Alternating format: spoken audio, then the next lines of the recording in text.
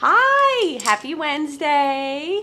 I'm Alia Sobel with Two Word Story, and I'm here at the This Is It Network bringing you inspiration every Wednesday and bringing in a beautiful, beautiful thought leader in the Philadelphia area to share their two-word story because we have to do that. We got to share our story and tell a positive story. Yes. And I'm so happy to have you here. Thank you. This is Noel. If you can introduce yourself, that would be amazing. Okay. Hi, my name is Noel Davis. I am a resident here in Philadelphia. I am also the owner of Paris Fit LLC. Some of you may know me from Fox 29 or Philadelphia Magazine, and I'm here today to share my story and hopefully inspire a lot of you at home. She's so beautiful. When you hear her story, honestly, I mean, it's powerful. It's so powerful. So we'll jump right into what your two-word story is. Okay. And then if you can share, why you chose those words. No worries. So my two words are accept yourself. I chose accept yourself because we're thrown a lot of difficulty in our life. So if you accept what you're going through in your personal life, you'll be able to make it great, or it's your choice to stay where you are. But for the most part, when it came down to my situation, I wanted to accept what I was going through, and I wanted to improve what I was dealing with. And so that's why I picked the words accept yourself. It's so, so, so, so good, especially because it being a mantra that you set for yourself and you're setting that on repeat. You're remembering it in the days where you are feeling that struggle. Yes. And that reminder of everything that you went through. Yes. So accept yourself, accept yourself. It literally empowers your heart and your mind because it's this mantra that you chose. It's your positive title, two-word story title to what you are going through. Yes. Right? So what if you can share with everybody the story behind accept yourself? Okay. I started out as a young girl sleeping in class. She's so cute. She's so cute. Everybody sleeps at least one time in class. I was actually in third grade, and I remember my teacher woke me up. Usually they wake you up when you're supposed to read something, and she was like, read this paragraph, and I couldn't pronounce the word. It was archaeology. That's a tough word, though. Yeah, and I was like, okay, archaeology. She's like, okay, continue reading. And I'm like, Howard Carter, 1922, gold, jewelry, shiny things. I'm like, this is what I want to do in life. I want to dig in dirt and become this millionaire finding treasures and everything, things that I like. That's awesome. And I ran home and I told my mother this is what I wanted to be, an archaeologist. Life was really great.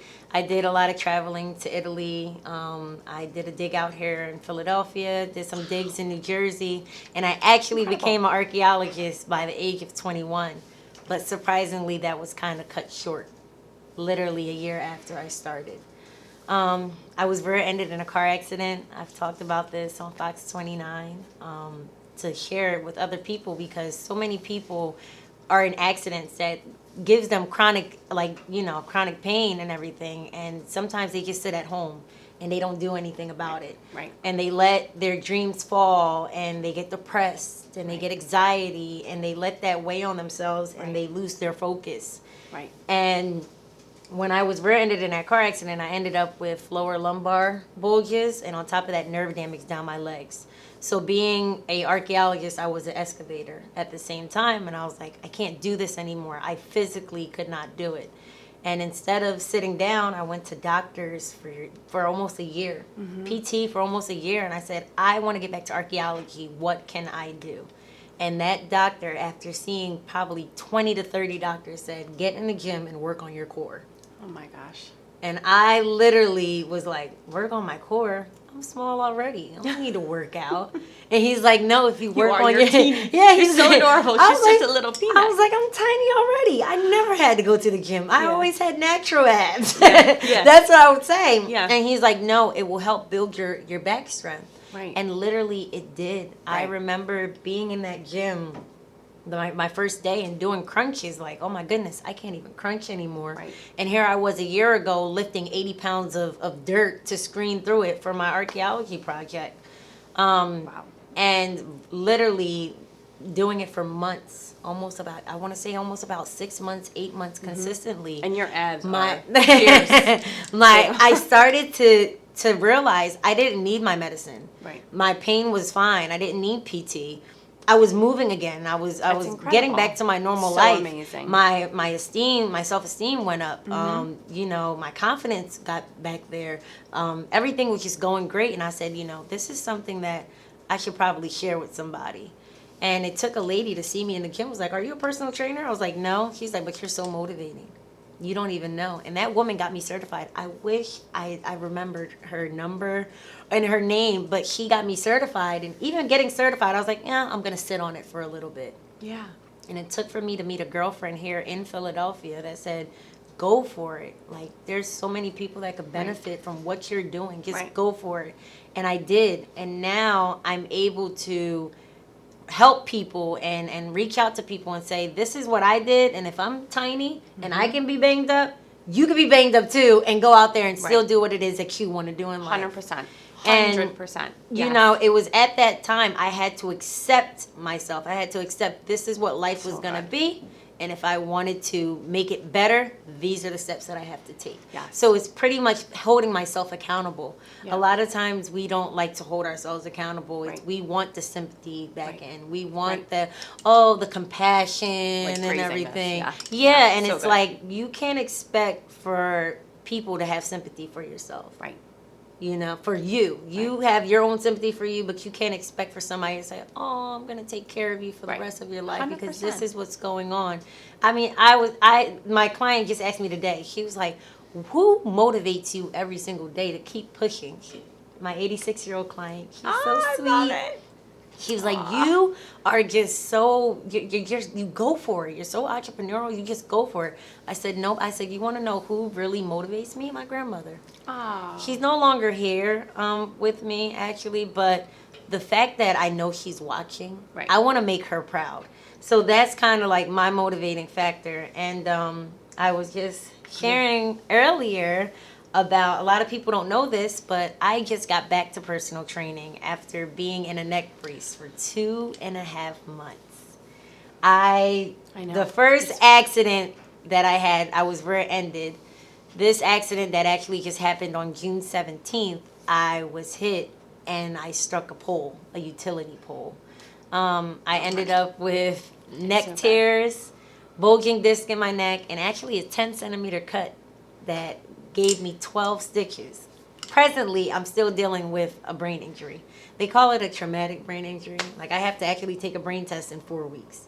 And I sat down for 2 months. That was very depressing because you hear my first story, how I got into personal training, how I felt like I couldn't do archaeology anymore, and that in itself was depressing. And I sat there. I would never forget when they told me to go back to do a second test after this second accident.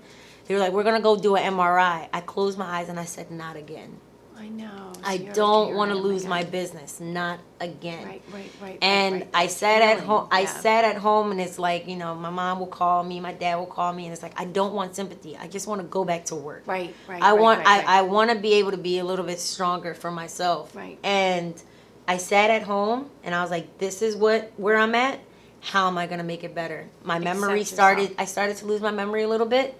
And I got a book and I wrote everything that I remembered for my business. I said, I'm going to write this because when I get back, I want to make sure I can record this and at least put my work out there. So that endurance, like you just kept going. You just kept. And you accepted the situation that you were in. You literally decided to wake up and say, nope, I'm not losing this. Yes. I'm going to accept what's going on. I'm accepting myself. And I'm going to keep doing this. Yeah. And you just would not stop. She's an unstoppable force, literally. I literally just got back. You have so many angels around you. You are a source of light and love. I feel it. I see it. She's beautiful and lovely. And you sharing your story with us is really powerful. So thank you for being vulnerable and for sharing it, because it's a story that so many should hear because it's strength. Yes. And, you know, if everybody can just remember to accept themselves and the situation that they're in and try to just make one step forward and keep moving, you're going to feel so much better about your life and about yourself. Yes, definitely. So thank you so much for being here, Noel. You're so sweet. Thank you so much. And Noel she's opening a gym very soon. Yes. December, Paris Fit in Philadelphia. Yes, on right? 2nd and Vine Street. Yes, 221B Vine Street. Yes, and I'm just so, you have to follow along and follow us at This Is It TV. Follow Alia Sobel 2 Word Story. And if you want to come and be on the show with us, please reach out and DM. Let us know. We'd love to hear your 2 Word story. Thanks. Bye.